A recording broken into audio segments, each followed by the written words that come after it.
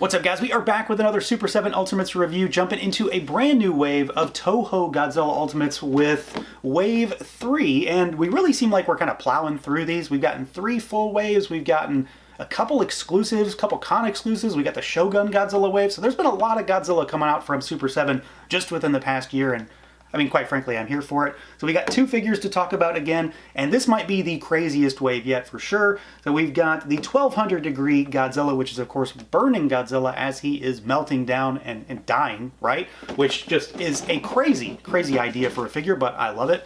The star of the wave, though, has to be this absolute monster, and this thing is surely going to be the biggest Ultimates yet, if not right there with Monstar. It's heavy, it's huge. We've got DESTOROYAH to go along with our 2 burning Godzillas at this point. So I'm very, very excited to take a look at this guy. Now, they both come in our standard Ultimates packaging for the Toho line, which is to say they're both very large boxes. This one is even larger than average. They do come with slip covers. I just took them off. You've got your figure there in the window, and then there's sort of like a explosion, cracking sort of theme that showcases the figure sort of coming out of there. And then the back of the box gives you a write-up for the Godzilla vs. DESTOROYAH movie, as well as that very iconic and just amazing poster art, which I do really like to see on these boxes. So yeah, let's do it. Let's pull them out and take a look.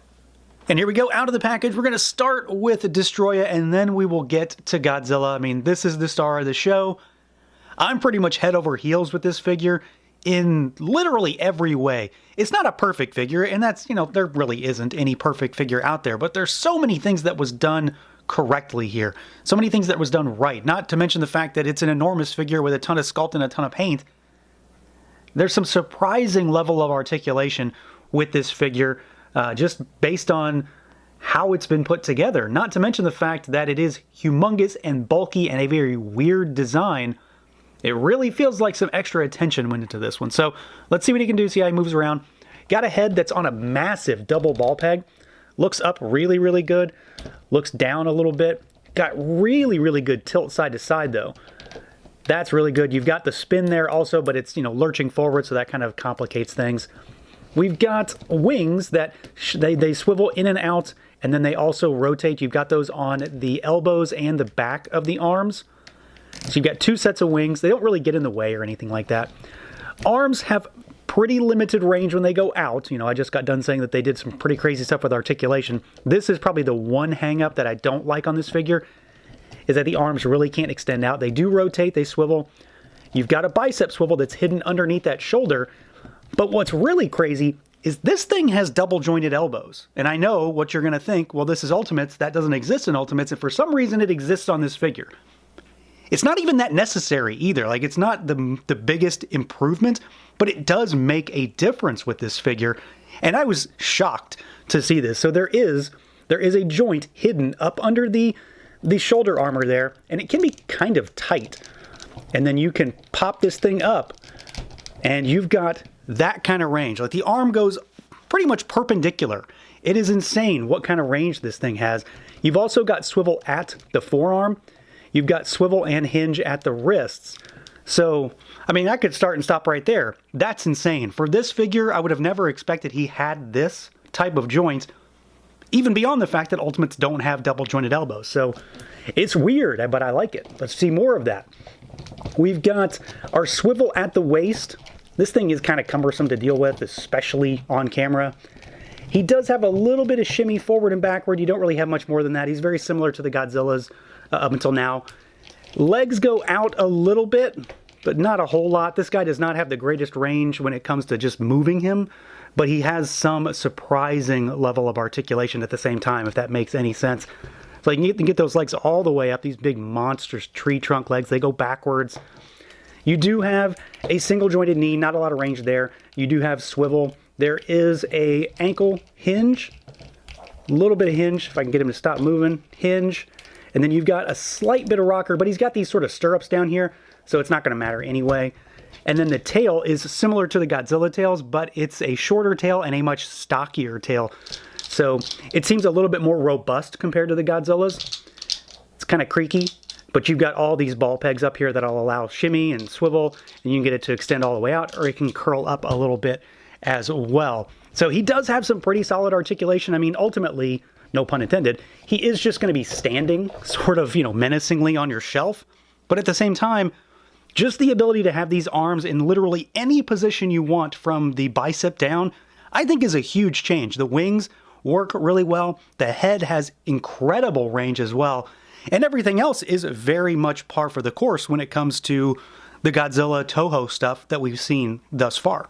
Now, just as impressive as his articulation, and granted, I did say that he has some hang-ups, but there's a lot of stuff on the articulation side that has to be praised with this figure. But just as impressive is the visuals here.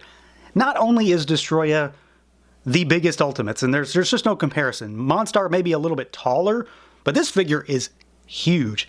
Heavy, bulky, beefy, whatever adjective you want to use to describe how big this thing is, it applies here. It's so cool to look at. I mean, this is something I was just sort of staring at like an idiot for a few minutes when I got him out of the box.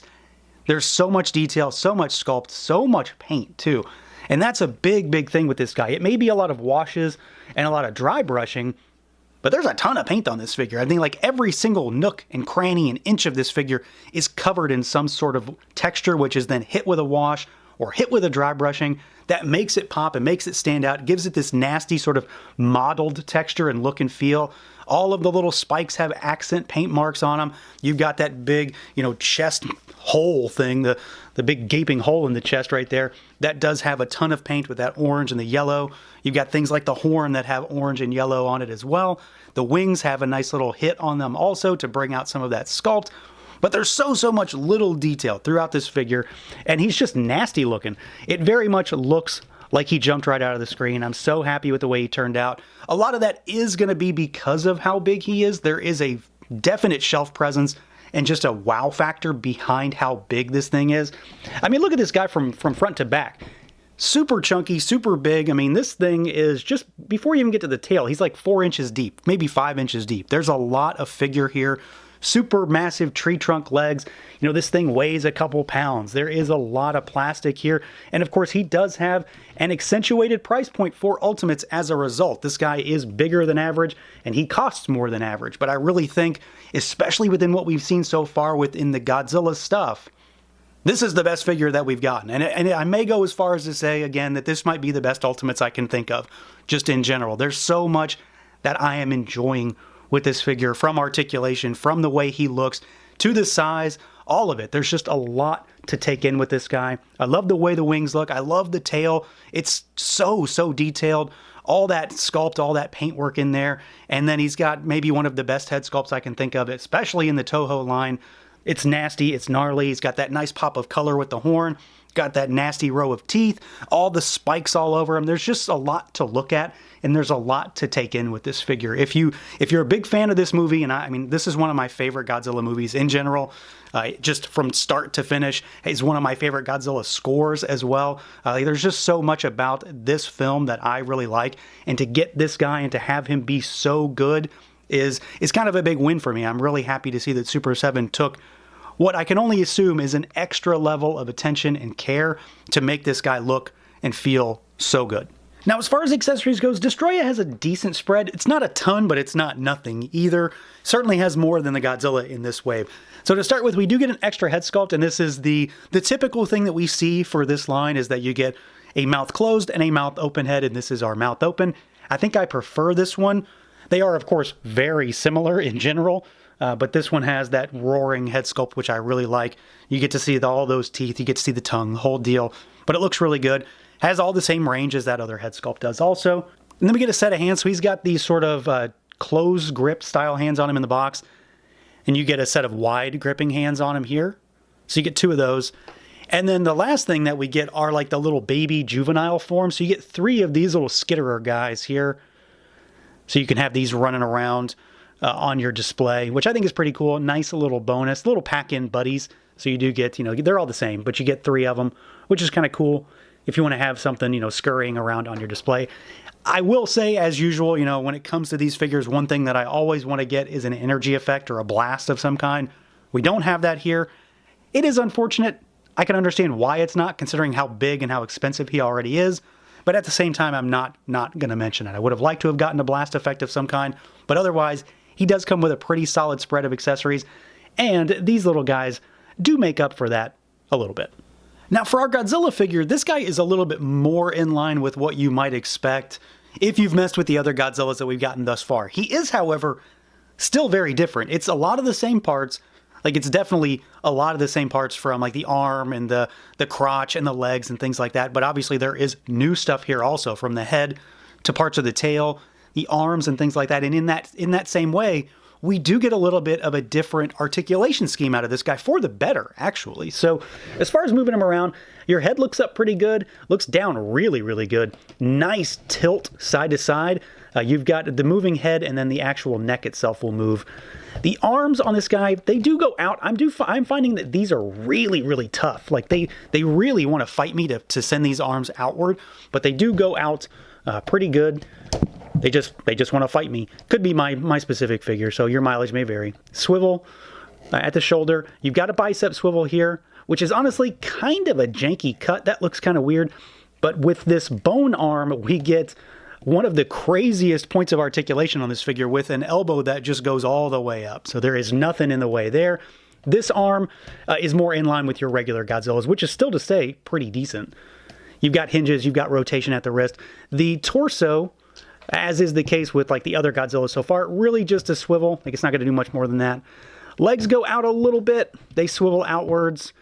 You've got your single jointed knee. You've got swivel at that knee. You've got hinges, and then you've got really good rocker down at these ankles, actually. So good range there. And then our tail is the same kind of tail that we've seen thus far. So it can go, all the way up like that, and then it goes outwards, and then you've got 8,900 ball pegs in there to make that tail work. So he is very similar to what we've seen thus far, but at the same time, he is his own thing just by virtue of the fact that he is melting down. And it's that melting down aspect of this figure that, I mean, let's be honest, that's what really matters here, and probably what most people are going to buy him for, is the visuals. Although I do like some of the added range we're getting because of these different parts, it's all about the look. I mean, this guy is mostly translucent orange, so, well, I guess you got me right there, right?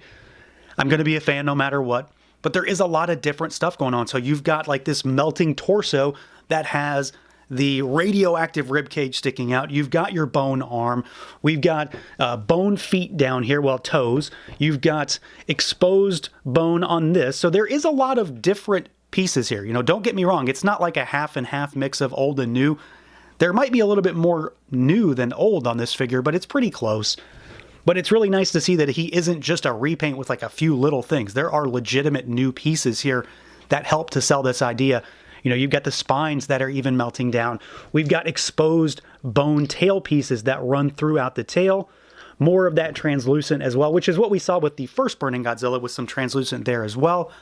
Still a decent amount of paint on this figure too.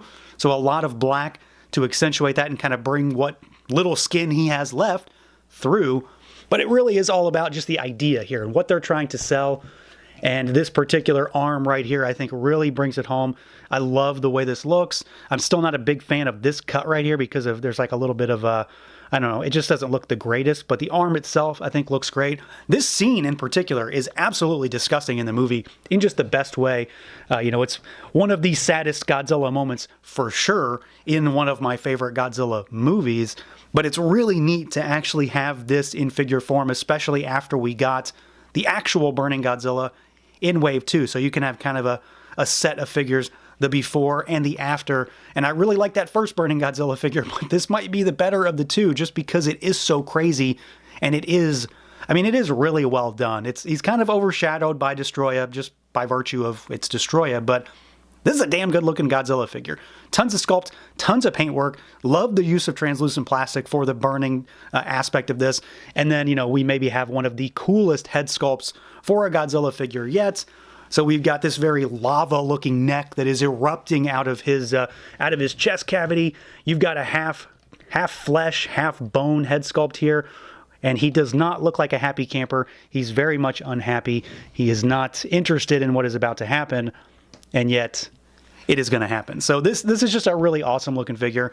I love the use of the translucent. There's still a lot of paint on him. Lots of new parts. Again, I can't stress that enough. There is a lot of new on this figure to make this work and to make this into something that is more than just a repaint with a few little bits and bobs added.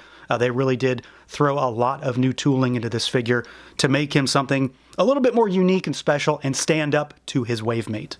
Now, as far as accessories goes, this may be the area where, depending on your point of view, Godzilla falters a little bit, because in comparison to Destoroyah and every other figure in this line, he has almost nothing. He only comes with an extra head sculpt, but I can understand why. These are his final moments. He is literally dying, so what are you going to give him? He doesn't do anything unless they're going to give us a big explosion effect, which seems unlikely.